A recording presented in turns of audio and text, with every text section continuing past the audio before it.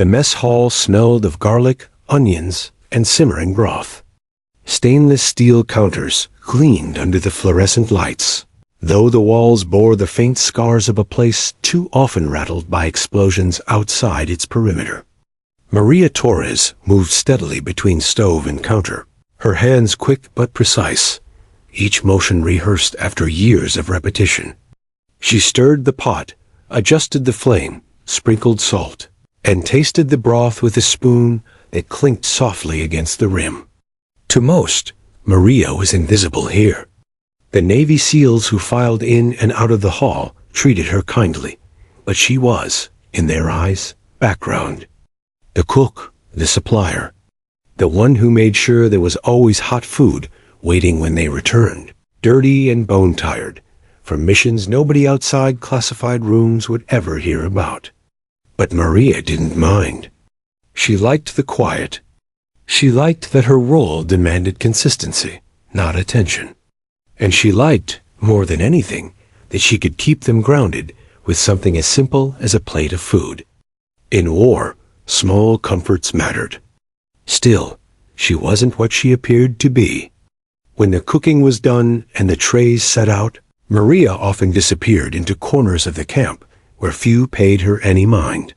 While others smoked, laughed, or played cards, she trained. At first, it had been curiosity joining the men at the shooting range when they teased her into trying. The first time she picked up a rifle, the recoil startled her, but she hit her target dead center. The laughter turned into raised brows, then whistles. After that, she kept practicing, quietly, alone. The truth was that Maria hated feeling helpless.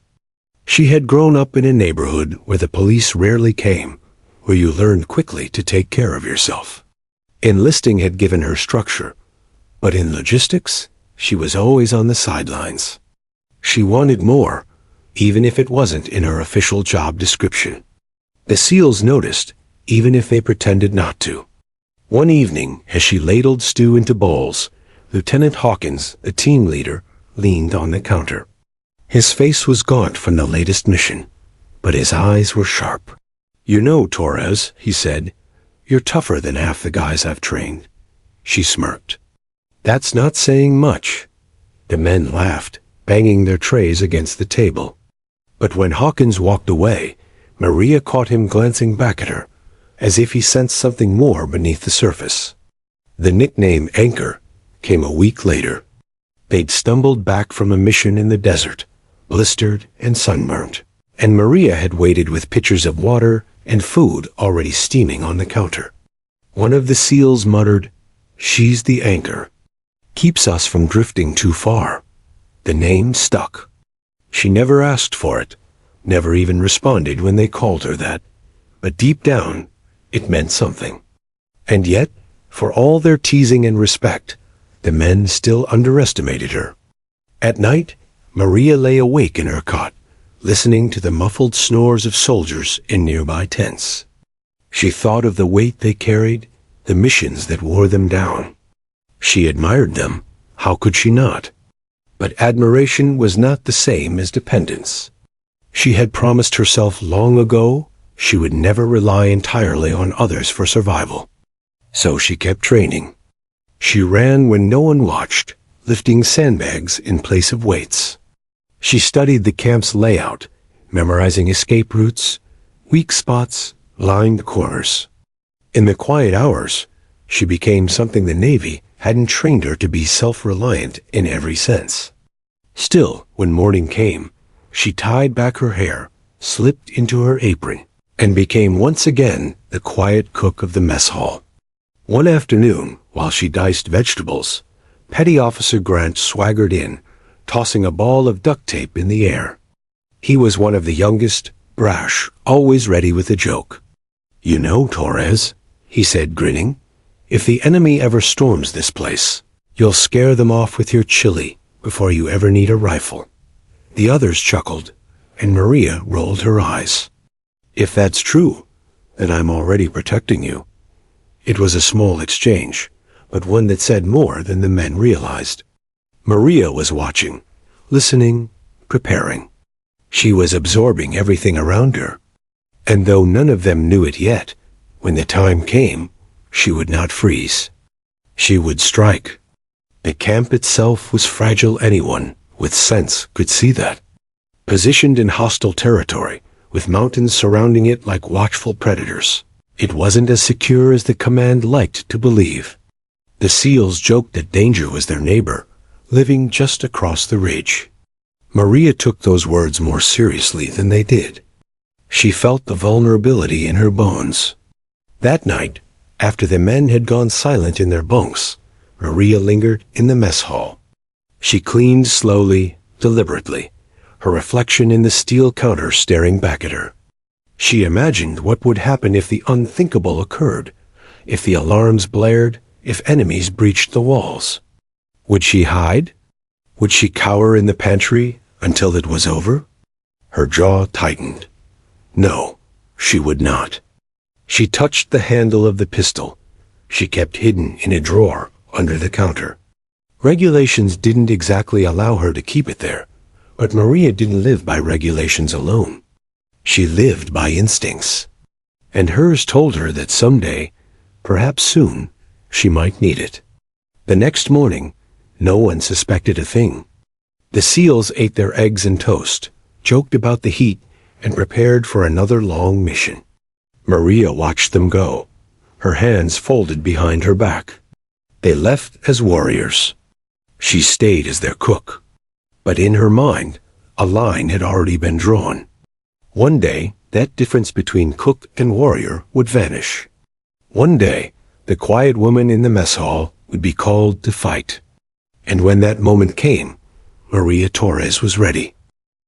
The desert heat clung to the camp like an invisible weight, pressing down on everything and everyone. Dust curled into the air with every step, settling into uniforms, boots, and even the creases of weary faces. For the SEAL team, this was routine. Their bodies carried exhaustion as if it were just another piece of gear. But for Maria Torres, the fatigue she saw etched across their faces always pulled at something deeper inside her. They would march in, weapons slung across their backs, eyes scanning reflexively for threats, even inside the supposedly secure compound. And yet, the moment they entered the mess hall, their shoulders eased just slightly, just enough. The smell of food, the clatter of trays, the ordinary warmth of the space gave them something they didn't find anywhere else out here. Maria had learned their rhythms. Lieutenant Hawkins always came through first, his stride disciplined, his posture commanding, even when he looked half dead from the field. He would nod once at Maria, a gesture both respectful and wordless, before claiming his plate. Behind him came the other's Grant, always cracking jokes. Ramirez, who prayed quietly before meals. Jennings, who never sat without checking every window first. They were warriors, yes, but in this hall, they were also men clinging to fragments of normal life. And Maria, in her way, gave it to them. She never asked about missions. She never pressed for details. Instead, she listened when they spoke freely about the unbearable heat, about the football game they missed back home, about family stories that surfaced only in the haze of exhaustion. She became their confidant, not by choice, but by the natural way she absorbed their burdens without judgment. Once, Grant collapsed onto a bench, groaning as he tore off his boots. "I swear, Torres, if I eat one more protein bar out there, I'm gonna lose it." Maria slid a bowl of stew in front of him, her tone dry. "You'll eat what I cook, and thank me for saving you from your terrible decisions." The table erupted in laughter, and for a moment, the war outside the walls didn't exist. But while the others laughed, Maria watched. She studied the way Hawkins' eyes never truly relaxed, the way Ramirez's hands shook when he thought no one was looking, the way Jennings polished his rifle even when they were safe inside the wire. She understood something the others sometimes forgot. Strength had cracks.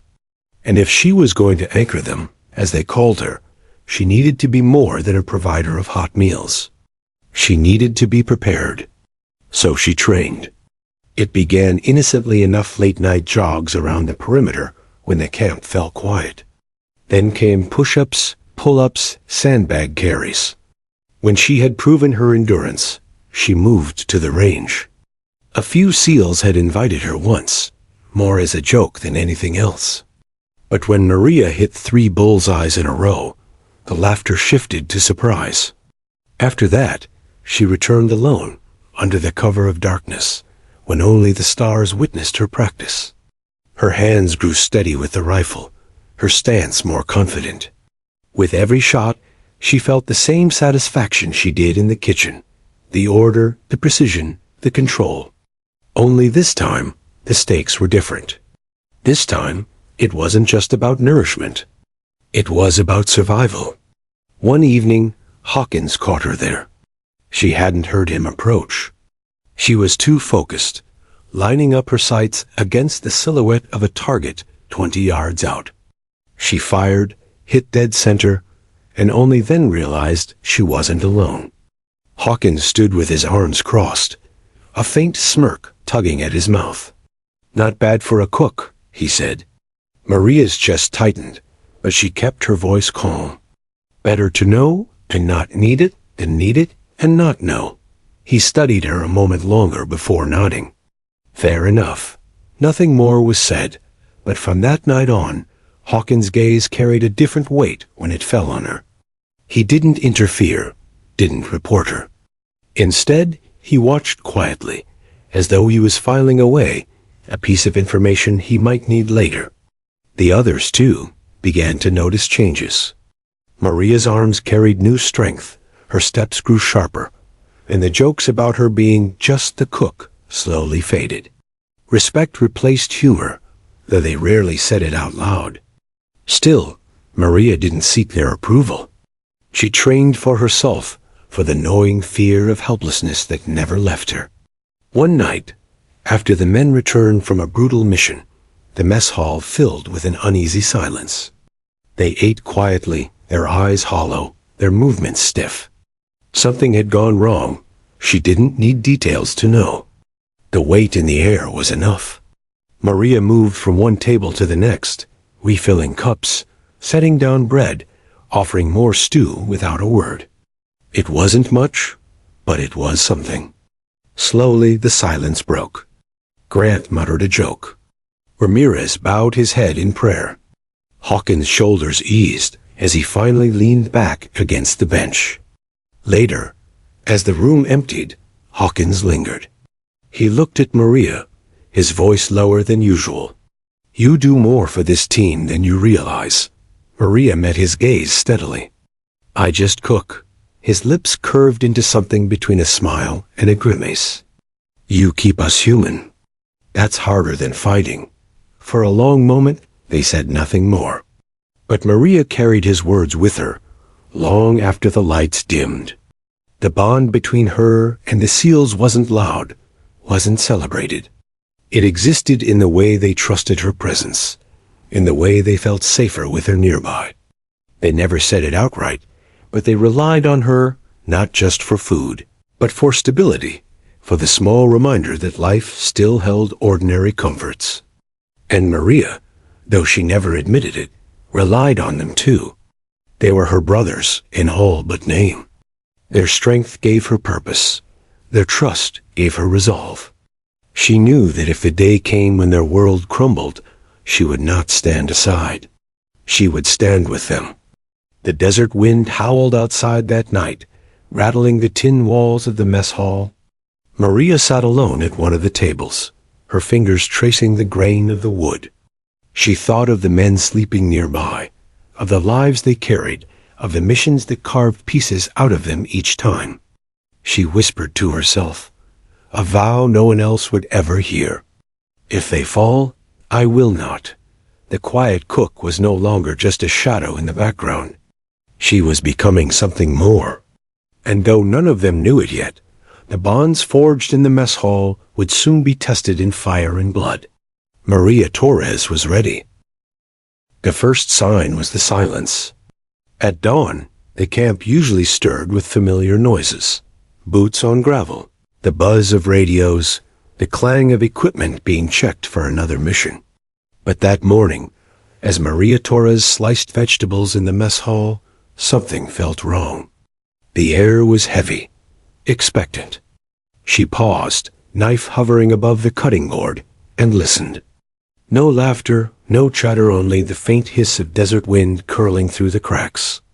Then the explosions came. The ground shook violently, rattling pans off their hooks. Maria dropped the knife, clutching the counter, as a deafening boom tore through the eastern wall of the compound. Shouts erupted outside, urgent and sharp, followed by the unmistakable staccato of gunfire. Her heart slammed against her ribs. The base was under attack.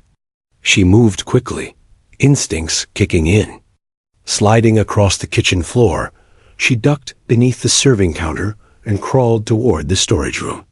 Through the narrow window above the sink, she caught a glimpse of chaos men in dark clothing breaching the perimeter, their weapons flashing, their shouts blending with the cries of the wounded. The SEALs were already in the fight. Lieutenant Hawkins barked orders as he and his team sprinted toward cover, rifles raised.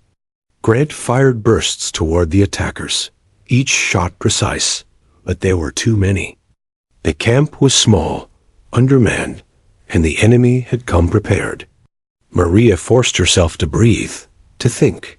She wasn't a soldier. She wasn't supposed to fight. But every nerve in her body screamed that hiding wouldn't save her or them.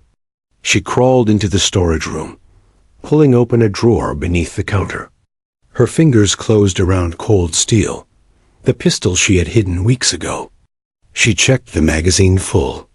She racked the slide with trembling hands, then crouched low, listening. Outside, the firefight raged. Hawkins and his men fought ferociously, but Maria could see it unraveling through the window. Enemy fighters poured in, wave after wave, their numbers overwhelming. Smoke filled the compound, acrid and blinding. Grenades detonated near the vehicles, flipping metal into fire. Maria pressed her back against the wall, torn between fear and fury. These men, her brothers, were being dragged into a trap, and she could do nothing but watch. The inevitable happened fast.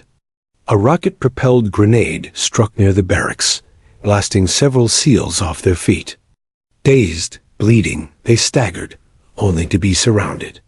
Maria's breath caught as she saw Hawkins forced to the ground, a rifle butt cracking against his temple. Grant went down next, tackled from behind. One by one, the warriors were overpowered, beaten, and bound with zip ties. The enemy didn't kill them. Not yet. They wanted prisoners. Maria ducked back into the shadows, pulse hammering. She heard boots stomp across the mess hall steps. Voices shouted in a foreign tongue. Closer now. She flattened herself against the storage shelves, pistol raised, her finger hovering on the trigger. If they came inside, but the door never opened. The soldiers passed by, too busy corralling their captives to sweep the kitchen. Maria exhaled shakily, her whole body trembling with adrenaline. She risked another glance out the window. The SEALs, her SEALs, were lined up on their knees, their hands bound behind their backs. Blood streaked their faces, dust coating their uniforms, but they were alive. For now, Maria's chest burned with helpless rage. She wanted to move, to fight, but charging out with a pistol against a dozen armed men was suicide. She needed to be smarter. She needed to stay hidden for now. The enemy commander barked orders, his voice cutting through the smoke. His men herded the prisoners toward a makeshift holding area near the supply tent. Hawkins stumbled but kept his chin high, defiant even in defeat. Maria's throat tightened at the sight. Her mind raced. Reinforcements wouldn't come for hours, maybe longer. The comms tower had gone down in the first blast. She had seen the antenna snap like a twig. No one outside the camp even knew they were under siege. It was just her. Maria slid down to the floor, her knees drawn to her chest. Her hands trembled around the pistol, the reality of her situation pressing in. She was alone, untrained compared to them, armed with nothing but scraps and courage. The SEAL team, the very men who had carried the weight of impossible missions, were prisoners. And she, the cook, was the last one free. She closed her eyes and tried to steady her breathing. Memories of nights spent training in secret came back, the sweat, the bruises, the ache in her muscles. She had done it to fight helplessness, to prove to herself she was more than what her uniform declared. Now, those nights might be the only thing keeping her alive. Through the crack in the wall, she heard the captors laughing, celebrating their victory. Their voices carried, mocking, certain they had broken the camp completely. Maria's grip on the pistol tightened. They were wrong. She crawled to the far corner of the storage room, checking the shelves. Supplies cans, rope, fuel, cleaning chemicals, tools, weapons, if she used them right. Her mind sharpened, the fear cooling into resolve. She couldn't take them head on, not yet. But she could think. She could plan. And she could strike. Outside, the SEAL team sat bound and battered, but alive. Maria watched them from the shadows, her breath steady now, her eyes narrowed with determination. The enemy thought they had won, but they hadn't accounted for her. For the quiet cook. The camp that once echoed with the clatter of trays and the comfort of ordinary life now burned under enemy control. Smoke choked the sky. Fires devoured the barracks, and the SEAL's fate hung in the balance. But Maria Torres was not done. She was just beginning. The mess hall smelled of smoke and dust now, not food. Pots lay scattered across the floor, soup staining the tiles, and the once warm room felt like a cage. Maria Torres crouched in the storage corner, pistol clutched tightly in her hands, her back pressed against cold steel shelving. Every sound outside, the scrape of boots, the guttural orders barked in a foreign tongue made her flinch. She should stay hidden. That's what the voice in her head whispered. Reinforcements would come eventually. If she waited, if she remained quiet, she might live to see another day. That was what logic dictated. But her eyes betrayed her heart. Through a sliver in the boarded window, she could see them. Hawkins and the team. Men who had faced hell and returned time and again, now kneeling in the dirt like captives. Their wrists were bound, faces streaked with blood and sweat. Yet even in defeat, their posture carried a stubborn strength. They weren't broken. Not yet. Maria's chest tightened. She thought of the countless evenings she had served them meals, the laughter around the table, the weary smiles when she brought seconds. She thought of the nickname they'd given her Anchor, and realized the truth. An anchor only mattered when storms raged. If she stayed in this corner, silent and waiting, she was nothing but dead weight. She couldn't let them down. Her breathing slowed. She laid the pistol across her lap and scanned the shelves around her. Supplies lined the storage. Canned goods, cleaning chemicals, ropes, duct tape, kitchen knives. To anyone else, it was ordinary inventory. To Maria, it was opportunity. Logistics was her specialty. She had spent years learning how to turn scarce resources into solutions. If she could feed men in the middle of nowhere, she could improvise weapons in the middle of chaos. She stood, carefully pulling items from the shelves. A glass bottle, half full of cooking oil. Cloth strips torn from an old rag. A roll of heavy-duty tape. She worked quickly, quietly, her hands moving with precision as if she were prepping a meal. But this was no dinner, this was survival. As she tied the final knot on her improvised incendiary, she heard laughter outside the window. Enemy soldiers sat near the fire pit, rifles slung lazily across their backs, their guard lowered by the illusion of victory. Maria's jaw clenched.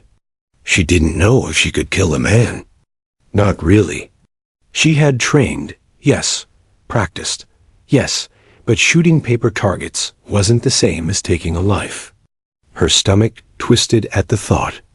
But then she pictured Hawkins' face when he praised her quietly, Ramirez's bowed head in prayer, Grant's terrible jokes. She pictured them executed at dawn, their bodies discarded like trophies.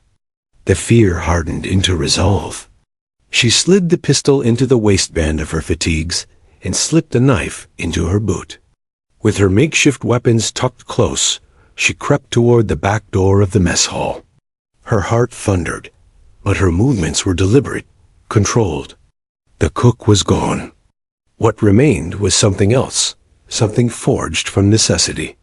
The camp outside was unrecognizable. Smoke curled into the night sky, blackening the stars. The barracks were half collapsed, flames licking at their wooden frames.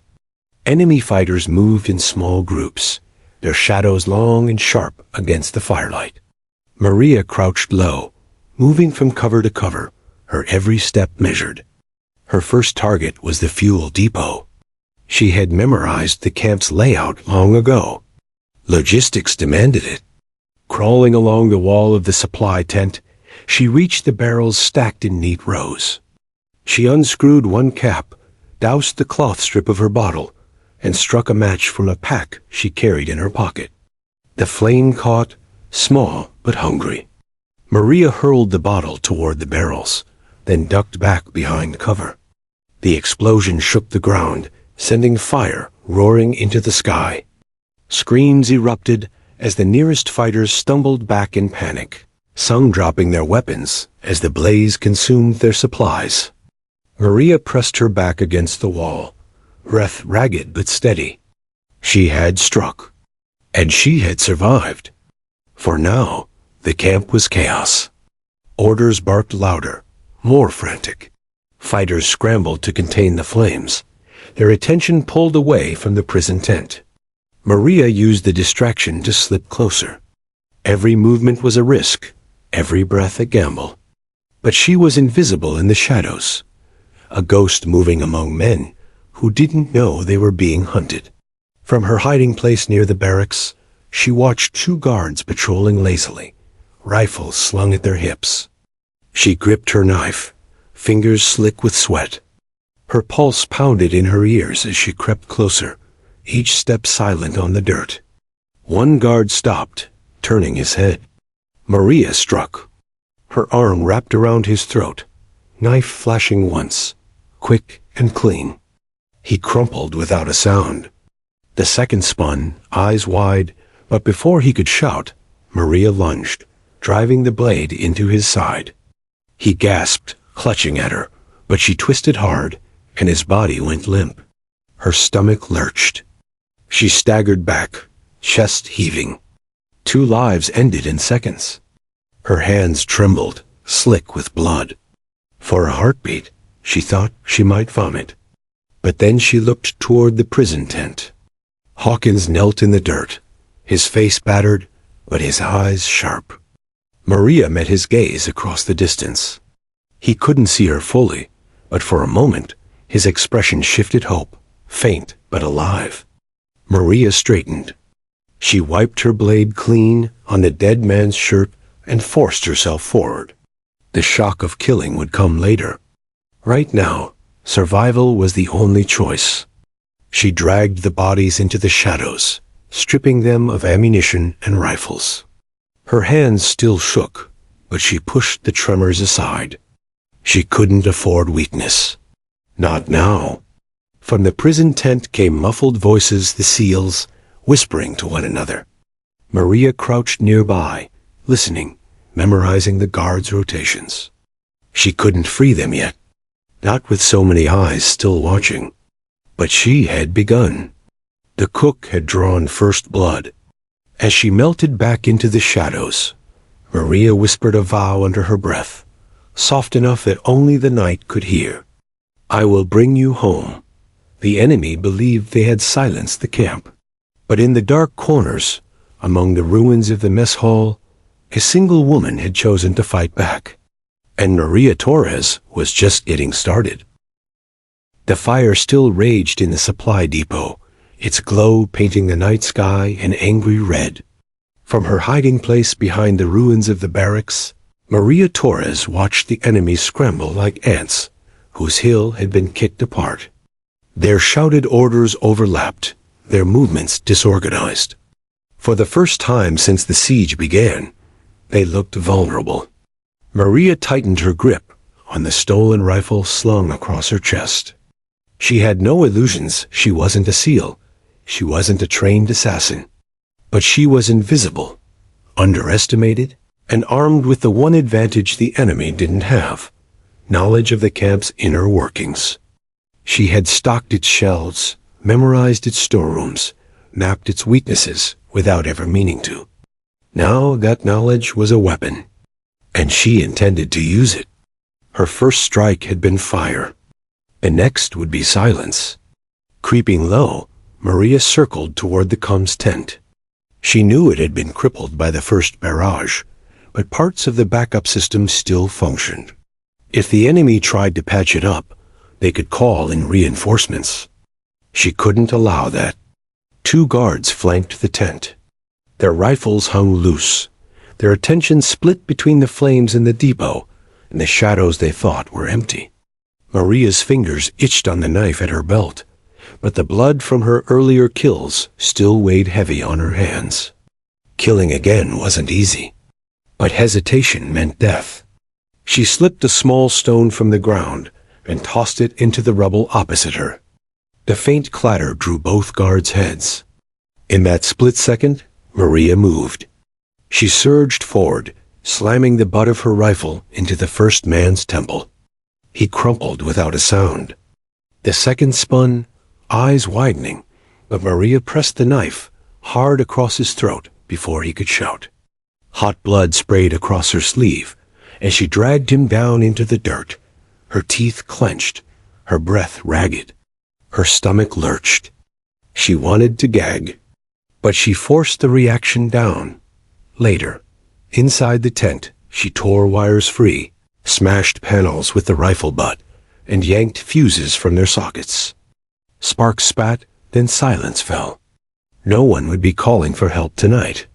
By the time she slipped back into the shadows, the enemy was on edge. The fire at the depot had been sabotage. The comms tent sabotage again. Murmurs spread like wildfire. Another team must be here, Maria heard one fighter hiss. They're inside the walls. Good, she thought grimly. Let them believe that. The illusion was everything. If they thought she was one, they'd hunt her down. If they thought she was many, they'd tear themselves apart. Hours crawled by. Maria moved like smoke through the compound. She cut water lines, spilling precious reserves into the dirt. She poured sand into fuel tanks, rendering trucks useless. She slipped into the storage tent and sprinkled powdered detergent across the rations. By morning, any soldier unlucky enough to eat would be sick for days. Every act was deliberate, small enough to avoid immediate detection, but damaging enough to build paranoia. The enemy commander stormed through the camp, bellowing orders, but his men were already shaken. They fired at shadows, jumped at noises, argued among themselves in harsh tones. Maria watched from a rooftop, her body aching, exhaustion clawing at her. But adrenaline kept her sharp. She wasn't just surviving anymore. She was hunting. Her first real ambush came at dawn. 2 guards patrolled near the prison tent, pacing lazily, their rifles barely lifted. Maria crouched behind a stack of crates, her breath steady. She had fashioned a crude tripwire from rope and a bent nail, stretching it across the path between 2 barrels. When the first guard tripped, he went down hard, his rifle clattering against the ground. Before the second could react, Maria was on him. She fired once, the suppressed round punching into his chest. He dropped, gasping. The fallen guard scrambled to rise, but Maria swung the rifle like a club, slamming the stock against his jaw, until he went limp. The prisoners stirred at the sound, their heads lifting. Through the flap of the prison tent, Hawkins' eyes met hers. His mouth opened slightly in shock, then closed again in silent understanding. Maria pressed a finger to her lips. Not yet. She vanished before the next patrol arrived. By mid-morning, the camp was unraveling. Sabotage after sabotage eroded the captors' confidence. Fuel gone. Radios dead. Guards dead. Whispers grew louder. This wasn't the work of one person. It couldn't be. Maria smiled grimly from her hiding place beneath the mess hall stairs. The fear she sowed was her strongest weapon. She didn't have their firepower, but she had their imagination. And imagination turned shadows into armies. Still, the weight of what she was doing pressed on her. Each body she left behind haunted her. She had been a cook. She had fed men, not killed them. Her hands had once measured spices, not taken lives. But war didn't ask permission. It demanded choices. And Maria had made hers. She wiped her blade clean on her sleeve, whispering a prayer she hadn't spoken since childhood. Forgive me, but I can't let them die. Her gaze shifted toward the prison. Tent, Hawkins, Grant, Ramirez, Jennings, the men who had trusted her, who had nicknamed her Anchor, who had given her belonging. Their lives balanced on the edge of a blade, and she would not let it fall. That night, Maria made her boldest move yet. She slipped into the mess hall, her mess hall, now stripped bare and smelling of smoke, and retrieved a portable radio she had hidden weeks ago. Static hissed softly as she turned the dial. She didn't need it to work. She needed it to sound like it worked. Climbing to the rooftop of the supply tent, she pressed the transmitter and spoke in a low, clipped voice. Echo team, moving in. Southeast quadrant secure. 2 squads advancing. Confirm. She repeated the message twice, then left the radio playing beside a vent, its static spilling into the night. Within minutes, the camp erupted. Fighters shouted, rifles raised, convinced enemy reinforcements were inside the walls. Some ran to the southeast, chasing phantoms. Others abandoned their posts, desperate to regroup. Maria crouched in the shadows, watching their fear take root, spreading faster than any fire. The cook was no longer just striking. She was orchestrating, and the enemy had no idea they were losing to one woman. By dawn, Maria's body ached with exhaustion. Her hands were raw, her throat dry, but her mind burned with focus. She had crippled their supplies, silenced their communications, sown paranoia in their ranks. And yet, it wasn't enough. Her brothers were still bound, still beaten, still waiting. She crouched in the dirt, staring at the prison tent as the sun crept higher. The guards shifted, weary, suspicious of every shadow.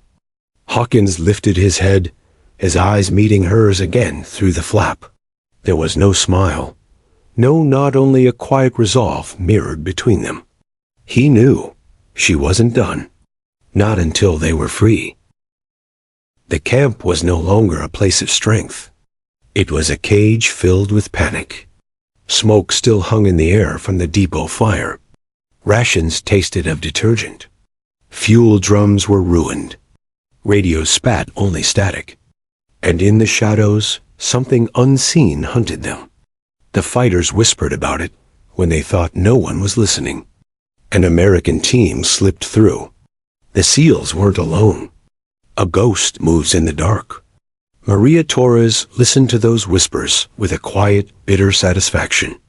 They were afraid of something that didn't exist. They were terrified of reinforcements that hadn't come.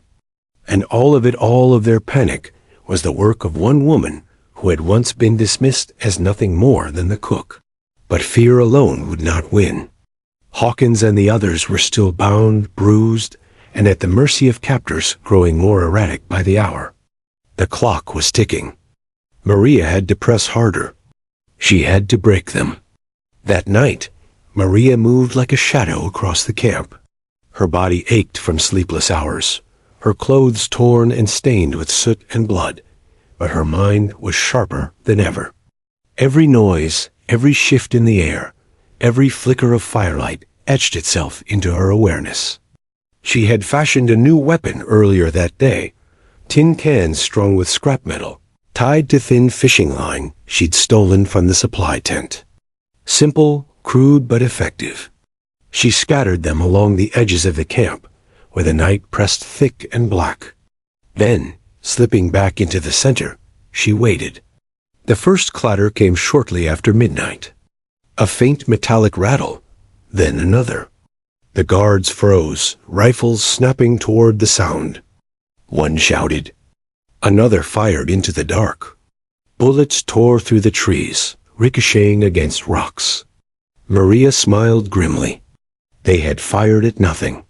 Moments later, another rattle came from the opposite side of the camp. More gunfire.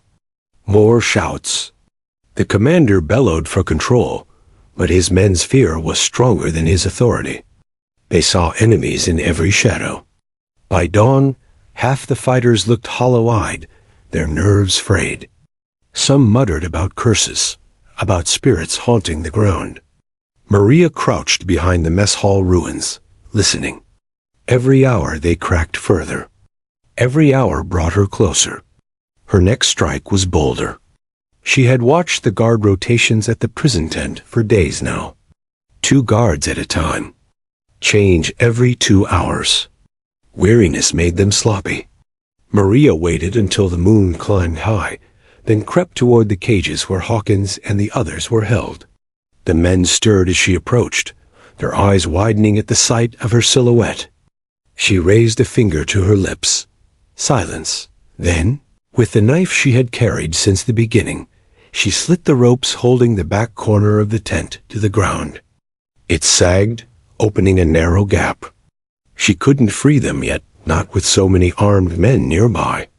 But she whispered quickly, voice low and fierce. Stay ready. When I move, you move. Do you understand? Hawkins' battered face lifted.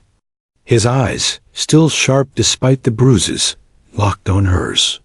He gave a single, firm nod. Ramirez whispered a prayer. Grant clenched his fists. Jennings, too weak to rise, managed the faintest smile. Maria's throat tightened. She had given them a spark.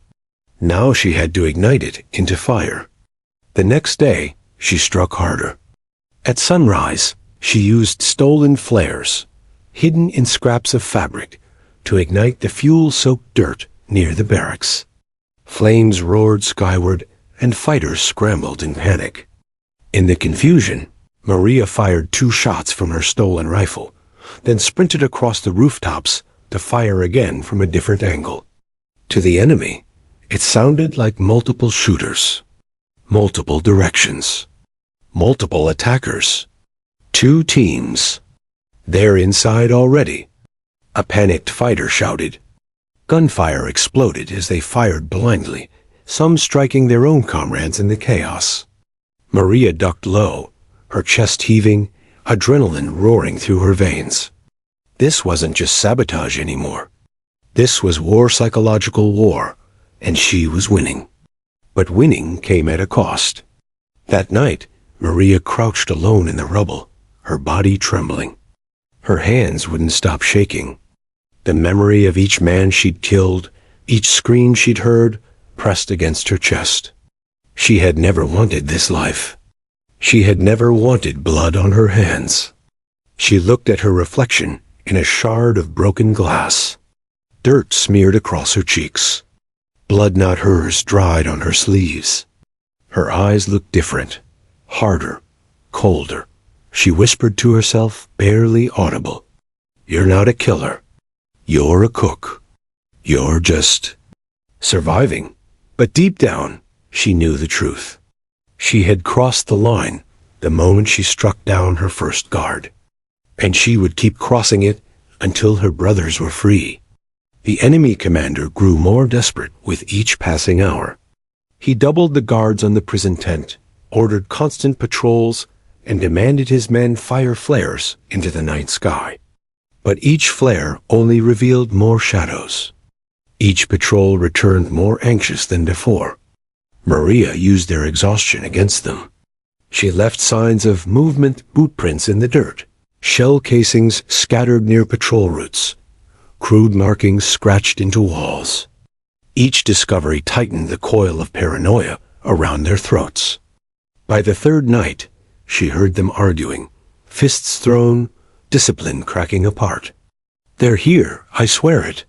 One shouted. "No one's here, you're imagining things." Another barked. "Then why are we dying? Why?" Maria crouched in the darkness, her lips curling into a thin, grim smile. They were unraveling, and she was pulling every thread. Yet, for all her cunning, time was slipping through her fingers. The SEAL's condition worsened with each day. Jennings could barely lift his head. Grant's lips were cracked and bleeding. Hawkins' voice grew hoarse from whispering encouragement to his team. Maria's chest ached as she watched them suffer. Fear and sabotage had bought her ground, but ground wasn't freedom. She knew what came next. She had to strike openly. She had to turn their fear into full-blown chaos. She had to create a storm so violent, so consuming, that no one would see her cut the SEALs loose. Her eyes hardened as she looked at the prison tent one last time before retreating into the shadows. "Hold on," she whispered. "Just a little longer. I'll bring you out." And so Maria prepared. She gathered the last of her supplies fuel cans she had hidden, strips of cloth for fire, stolen grenades clipped from fallen enemies. She checked her rifle, cleaned her knife, tightened the laces on her boots. Every motion was deliberate, every breath steady. The cook was gone. What remained was something the enemy had unknowingly created, a hunter born from fire, fear, and fury. Maria Torres was ready to end this. The night was too quiet. Maria crouched in the shadows of the mess hall's blackened frame, her heart hammering in her chest. The enemy had stopped firing into the darkness. No more flares. No more shouting. Just silence. It wasn't peace, it was tension. The kind that coils tight before it snaps. Maria knew it was time. Fear alone would not free Hawkins and the team. Fear could crack their captors, but only fire and steel would break their chains. She looked at the bundle at her feet, 2 stolen grenades, 3 Molotovs, a half-empty magazine for her rifle, and a knife worn down from use. Not much, not enough for a soldier. But she wasn't a soldier. She was something else. She tightened her grip on the rifle, steadying her breath. "This is it, Maria. No turning back." Her first move was fire. She crept toward the barracks, where a cluster of fighters slept fitfully, their rifles propped within reach. Maria pulled the rag from one of her Molotovs, struck a match, and hurled the bottle through the window. The explosion roared like thunder. Flames swallowed the barracks in an instant, men scrambling, screaming, their shadows writhing against the inferno. Maria ducked low and sprinted across the open ground, tossing her second Molotov into a supply tent. It ignited with a sickening hoomph, fire racing up the canvas. The camp erupted in chaos. Men shouted, firing wildly into the dark. Some ran to fight the fire, others scrambled for cover. The commander's voice bellowed orders, but panic drowned him out. They weren't thinking like soldiers anymore. They were thinking like prey. And Maria was the hunter. She fired her rifle in bursts, never staying in one place. One shot from the rooftop, another from the shadows near the fuel drums, a third from behind the collapsed wall. To the enemy, it sounded like an entire squad encircling them. "They're everywhere." A fighter screamed, before another voice shouted back, "Fall back, fall back." Maria gritted her teeth, forcing herself to stay sharp. Every shot, every fire, every movement had to push them further into disarray. She couldn't let them regroup. Not yet. Not until her brothers were free. Finally, her path to the prison tent opened. Guards had abandoned their posts, rushing to fight fires or chase ghosts. Only 2 remained, pacing nervously. Maria slid low through the shadows, knife in hand. She moved with the cold precision of someone who had already accepted what had to be done. She slipped behind the first guard, dragging the blade across his throat in one swift motion. Before the second could cry out, she tackled him into the dirt, driving the knife into his chest again and again until his body went limp. She froze for a moment, chest heaving, blood soaking her hands. She could feel her humanity slipping with every kill, but there was no time to mourn. "Anchor?" The whisper came from inside. Maria ripped open the flap of the prison tent. The seals stared at her as if seeing a ghost. Hawkins' face, bruised and bloodied, broke into a grin. "Damn," he rasped. "I knew it was you." Maria's throat tightened. "Get up, now." She cut their bonds quickly, her hands shaking. Jennings was too weak to stand, so Ramirez and Grant hauled him up between them. Hawkins grabbed a broken rifle from the ground, his eyes sharp despite his wounds. "You did this?" he asked, voice low. Maria nodded once. Hawkins let out a hoarse laugh. "Remind me never to underestimate a cook again." The rescue had begun, but they weren't free yet. The camp was still crawling with enemies, and chaos alone wouldn't carry them to safety. "Follow me," Maria whispered, leading them through the gap she'd cut earlier. They slipped into the night, sticking to shadows as gunfire cracked across the camp. Fighters still fired at one another, convinced phantoms stalked them. Smoke and flames billowed high, casting everything in red and orange. Maria led them to the collapsed wall at the eastern edge, the same spot she had used for her own movements. Crawling through the rubble, they spilled out into the trees beyond. But they weren't safe.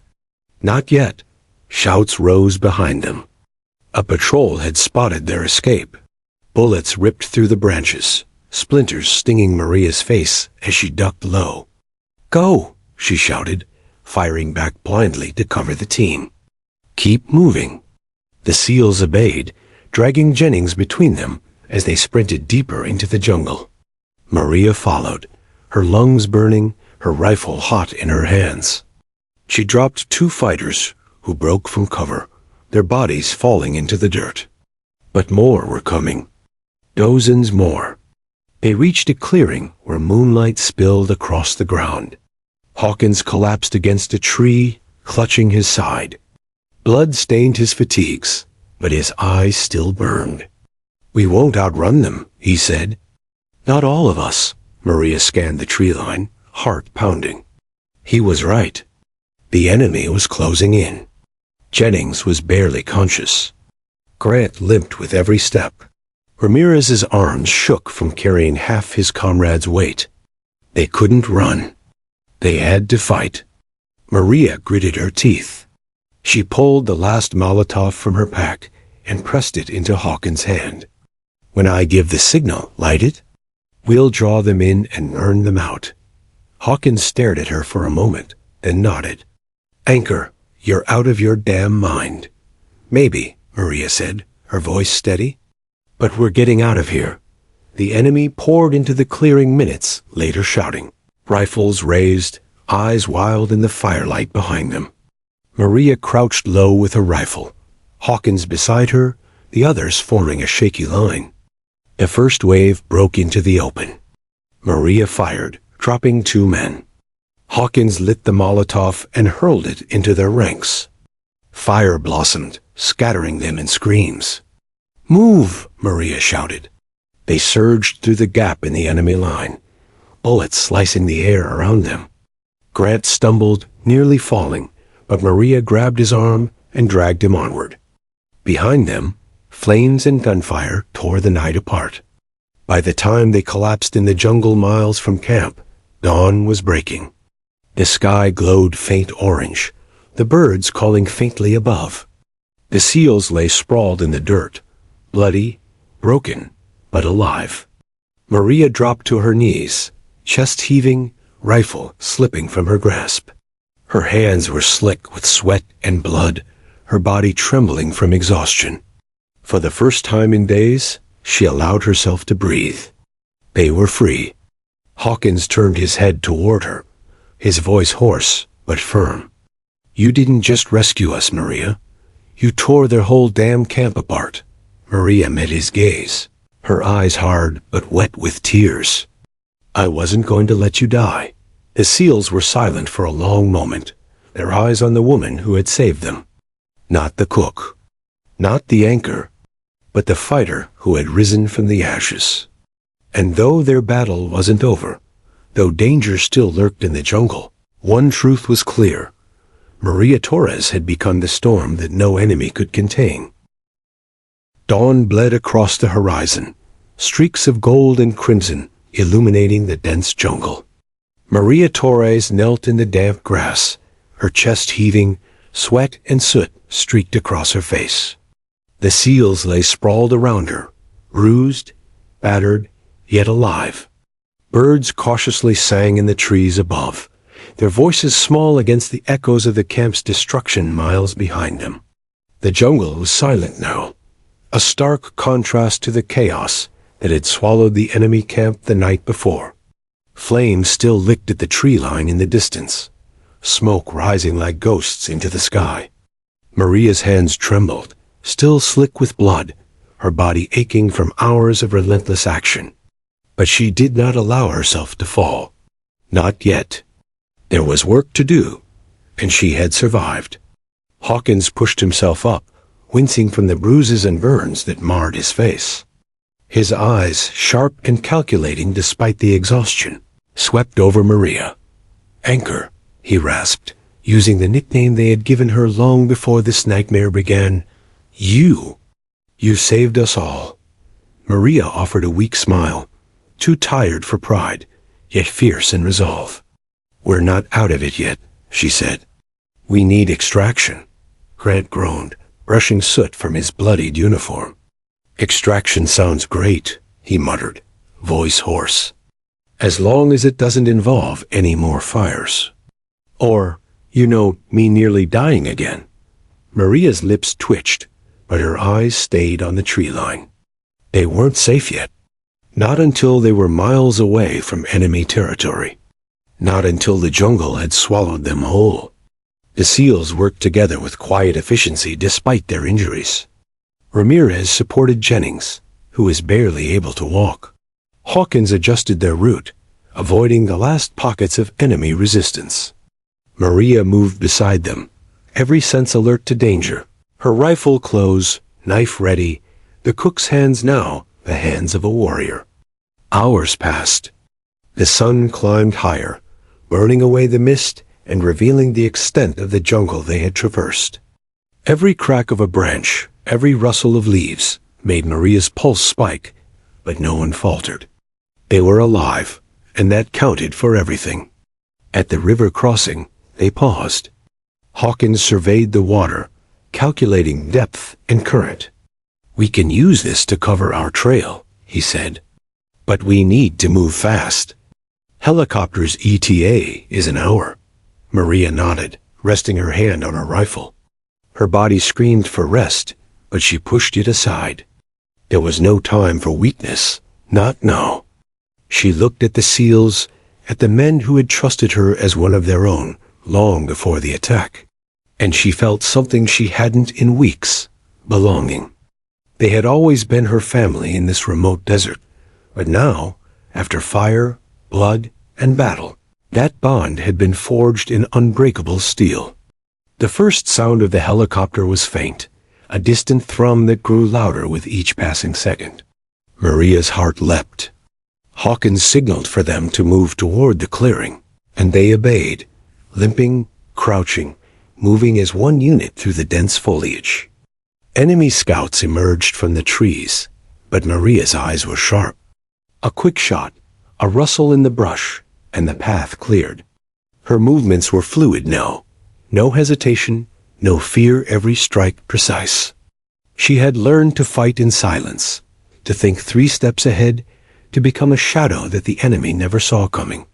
The helicopter touched down in a clearing carved from the jungle, blades cutting through mist. Hawkins shouted, signaling the pilot. They moved quickly, each step synchronized, each breath measured. Maria reached the open door last, pausing to glance back at the jungle. The flames, the destruction, the chaos, they were all behind them now. But she would carry it forward, in memory and in strength. As the helicopter lifted, Maria sank to the floor, exhausted. The SEALs sat around her, still bruised, still bleeding, but alive. Hawkins finally turned to her, his expression a mixture of awe and something softer respect.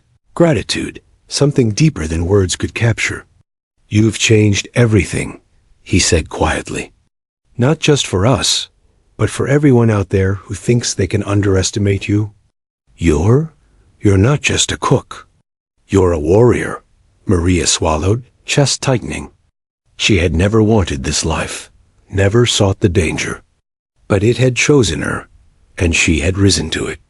She had fought alone, struck fear into the hearts of those who had thought they could dominate, and rescued her brothers when no one else could. "I did what I had to," she whispered. "That's all." Hawkins shook his head, a faint smile tugging at his lips. "It's never just that. You stood when the rest would have fallen. You led when no one else could. Don't ever forget what that means." The helicopter climbed higher, leaving the jungle smoldering beneath them.